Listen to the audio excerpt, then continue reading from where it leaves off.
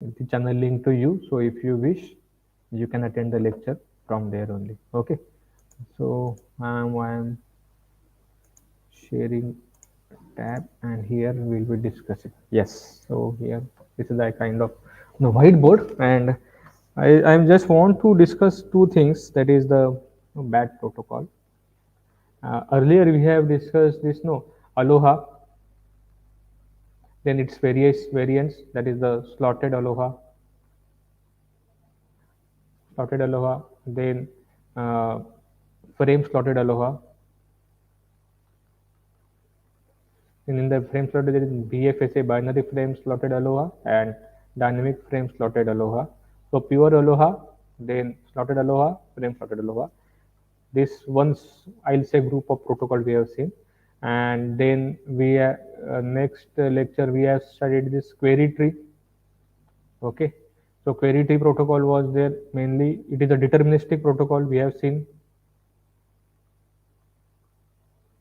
deterministic protocol. This is non-deterministic. Remember this thing, multiple choice questions will be there on this. Okay, non-deterministic.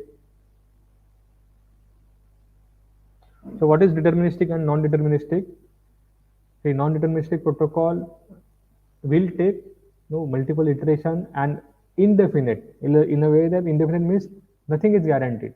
So if suppose there are n tags are there, then non-deterministic protocol cannot guarantee that okay it will take n into 5 or n into m number of time slots for completing, or it will require this no p number of time slot for reading all the tags. But query tree protocols, they are deterministic in a way that they will tell that for n number of protocols with this their ID structure, okay, they will be required max or maybe x number of things, x number of slots are there, x number of tries are there. So they are deterministic in a way. So you will be guaranteeing, you will have guarantee that all the n tags will be read successfully after this many tries. So this is nature of deterministic and non-deterministic. Yeah. So now that was this query tree protocol. Now what we'll see is that in the query tree protocol, again I'll say that there are certain variations. So that's why these variations are, I'll just discuss bitwise BAT protocol and A4QT protocol are there, just for your knowledge. I'm not going to discuss this thing in detail because these are too complex. First of all, two complex protocols are there, and the time that you put forward, and if the question comes in university, that that is like, it is like that thing, efforts and rewards kind of thing. So efforts are more, rewards are uncertain. But for where it will come and probability of that question is more, that I am telling you. So it will mainly come in the MCQ part if it comes. Okay, so that you should understand where this BAT and A4QT goes. In your syllabus, technically they are mentioning only parity protocol and bitwise arbitration protocol. I've seen that thing, but specifically, if you go through literature, versions and modification of A4QT protocol are there, and this BAT protocol is a modification of this A4QT protocol.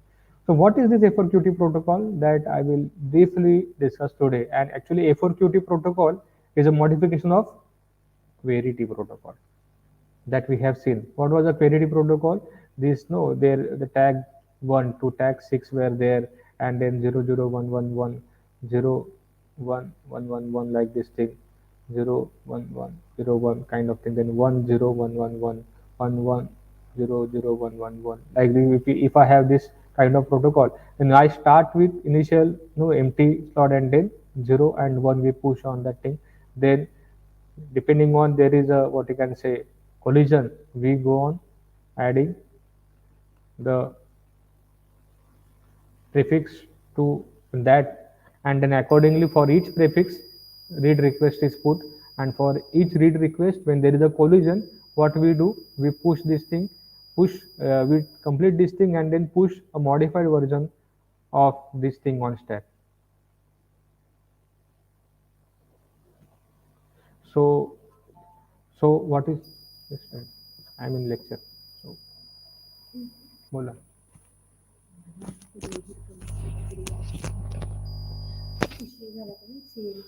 ठीक. Okay. So this branch will be further what you can say explored.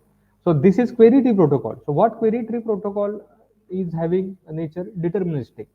So because of this deterministic nature, you will be guaranteeing that all tags are read. So if and these tags IDs are binary. This is one thing. Now, what is the problem that in literature they say is that idle slots. Idle slot in a way that if suppose there is if it broadcasts this 00 and suppose there is no one, no tag response for 00, then this slot is wasted because it will again go back and pull not push pull 01 and then put the read query. Then 01 if tag responds and then there is a collision, then it will say okay 011 and 010 kind of thing, and like this tree will continue. So in a way that here you can see if for some prefix if there are no tags, then this read cycle is wasted in case of query in if there are this tag lengths goes on increasing, and what you can say these tags are, as we have seen that there are 1000 2000 or 10,000 odd tags are there in a specific what you can say IoT deployment. Okay. So what is the solution for this thing is the A4QT protocol. Okay. So what is this A4QT protocol is that again maybe you know when the lectures were offline, what used to be the case that I used to ask people to make that their notebooks used to be there, and every this short form I used to ask students to make a note. So this A4QT is abbreviation, and this is actually for array query tree protocol. Okay, so for array query tree protocol, technically what it is doing, okay, rather than having only pushing 00 or 01, this for array query tree protocol creates a query tree of these four queries for these bits. It groups higher number of bits, and then it will see that what you can say for a specific bit for the specific what you can say query operations whether there is collision or not, and because of simultaneously it is checking what you can say and in between protocol operations the read request, it will have less number of idle slots, and it can converge the read operations in a faster what you can say in a faster way. That is the operation, that is the what you can say process this query a4 query. That's why the name is for array query, for array query. So it is not written as for a qt, other than for no better pronunciation and indexing purpose A4QT protocol. So it is also in a family of query protocol where it generates the for. But here sometimes what it says that if what you can say there are the bits matching or these two tags are coming in a specific what you can say 00 or 11 kind of thing, then for such specific situation there are also what you can say it will start from base the protocol operations, and it may lead to wastage of tags, it may lead to wastage of not tags slots. So that is another what you can say limitations, maybe similar on that line that what we started with, but it addresses the empty slot problem at a greater extent, so what in the literature these people has proposed, these scientists have proposed, that is the bitwise arbitration tree protocol, BAT protocol. Again, what this bitwise basics will see, or I'll say that the key fundamental difference between. So obviously this all this they are coming in the query tree protocols, all these things A4QT BAT protocol. Second thing, now bitwise arbitration tree protocols does the two things. First, it goes for grouping of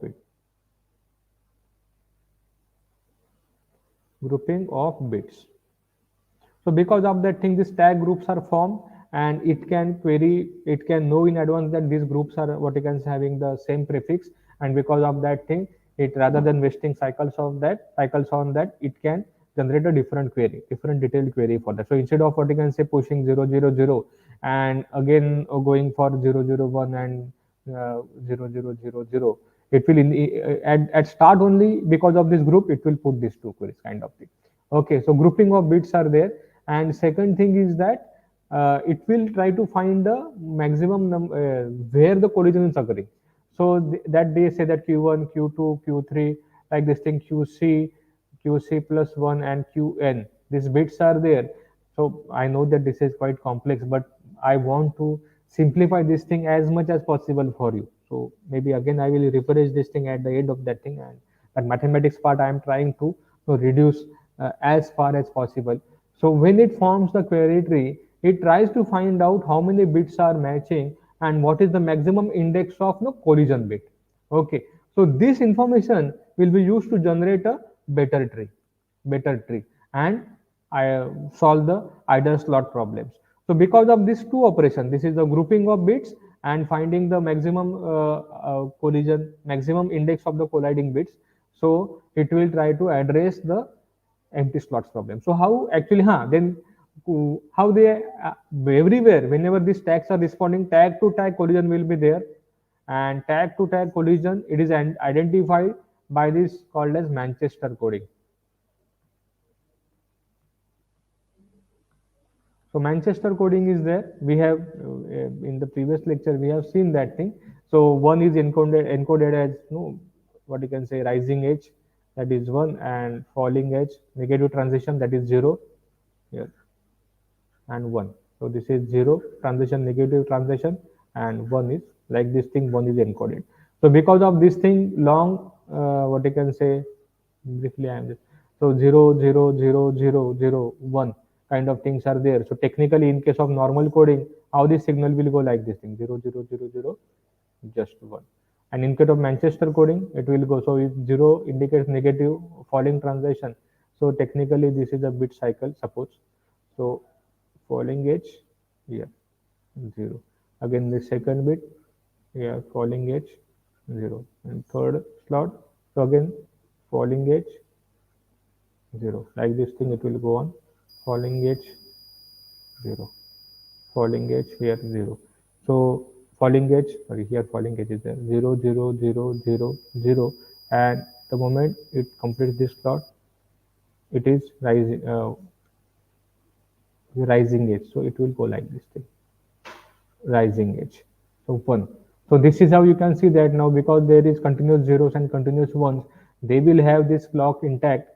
It will be, and it will be what you can say one good choice. Then beyond that, suppose these two tags are actually contending like this thing. So what will be the coding for this? Here something like this thing. So 0 0 and 1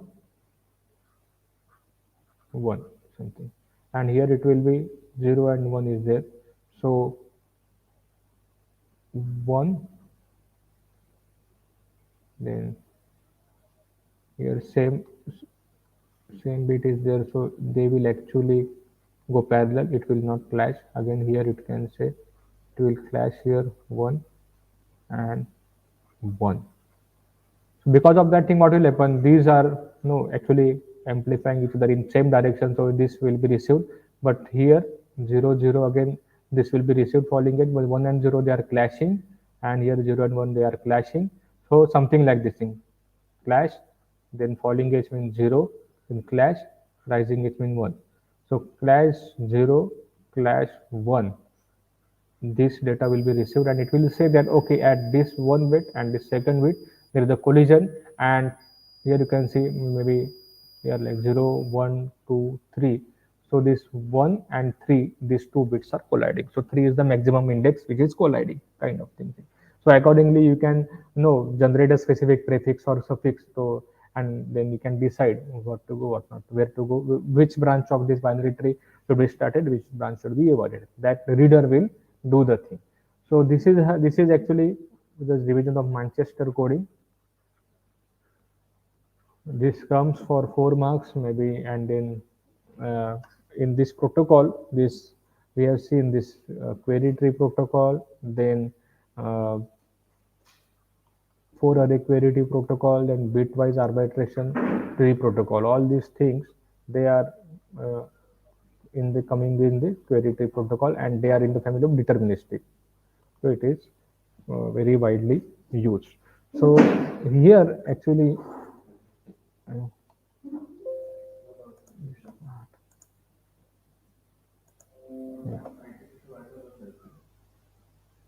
Okay. So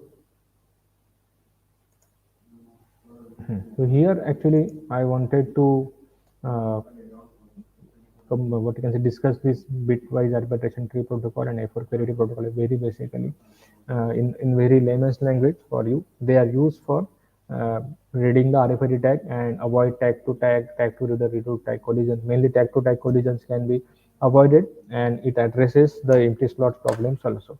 So here we complete module 3 of this RFID applications. We have seen the just I will go through this module content, that is, yeah. So introduction we have seen, then RFID transporters, its architectures, then RFID applications in logistics, supply chain, production line, courier services, then product safety, to check whether the products are original or not in this maybe uh, high quality or this no costly products and their tracking, then access control. Okay, then tracking and tracing of individual based on this no iCards we have seen. Then payment, this near field communication, it was mainly used for payments and loyalty. Then smart house and its applications. Then the various hardware architectures, active tag, passive tag, semi-active tag, semi-passive tag we have seen. Then their ranges, their applications, their costing. Then this was regarding the RFID deployment, RFID applications, RFID architecture. Then when RFID deployment is there, when now n number of tags are no put on operation, and if a reader wants to read the tag data, then we'll have to go for the specific mechanism which will be access, giving the access control to this tag. So for that we studied this Aloha. So Aloha was actually developed in 1970s and 80s by the Hawaiian University, and this is Aloha means actually share the essence of life in the Hawaiian language, and it was mainly used by the Ethernet initial Internet deployment for controlling the access by the node to the Ethernet in the star or no hub mode. Then this Aloha is having efficiency of around 18% because now there is no control on when one node can transmit. We have to just transmit, wait for acknowledgement. If not acknowledgement is not coming, then wait for random time and retransmit again. So this mechanism is indeterministic. Okay, we have to. There is no guarantee that when the reading will complete kind of thing, when the transmission will be successful. So Aloha was modified as slotted Aloha, where the slots was made, and efficiency was improved from 18% to 36%. Further, to improve speed up the things, frame slotted Aloha and by was developed where this further slots are grouped into the frame and tag was not allowed to transmit more than one time in a frame. It further increased the efficiency to around 42%. Okay, then this frame wastage was there. That's why dynamic, so binary frame slotted Aloha and DFSA, dynamic frame slotted Aloha. So the frame size was variable. Then still this protocol is indeterministic. So we have studied the query tree algorithms. So query tree protocols we have seen. So binary search they use, and this query tree, but the bitwise arbitration protocol just briefly I have discussed today. So here we complete the module 3, that is the RFID applications. The next lecture will start with this wireless sensor network module, because now this wireless sensor network technology is one of the technology which is supporting the backbone of your supporting and acting as a backbone of your RFID deployment and overall smart city applications. Because when we say smart city IoE and smart city applications, so major concept is that the objects are moving, internet concept is there, and we have to get the data and give connectivity to the object on no a wider area, and accordingly experience to the user has to be given. So when devices are or your objects are not connected to a specific network and they are moving, we have to go for the wireless connectivity for that devices. And that's why this how the process is going to be there. That is the essence of this module 4. So in this module 4, we'll be having this history and context of wireless sensor network. Then nodes. What is the concept of node? Okay, that we have seen this object, specific objects are there. Here you can see that is a node. and then how they can be networked. So for this thing, we are having wireless protocol 802.11, 802.11b, and these communication standards are there. So these communication standards are there. Then addressing of the node, when there are multiple deployment, IP address and specific address has to be attached to these nodes. Then if the nodes are reading the data from the sensors and this data has to be pushed to the cloud, then it has to be accordingly checked. So for that purpose, what are the procedures? So all that things they are coming here. So that for the MQTT and COAP protocols are there, REST protocols are there. So these REST protocols are really, they are mainly for this, online, what you can say, website which can be actually called as processes. Then can be transferred, data can be transferred using REST based application. So your these small devices can with very small resources can consume web services, or that REST protocol is there. So this is the chapter 4 that we are going to start from next lecture. So yeah, today I stop here. Let me stop the broadcast.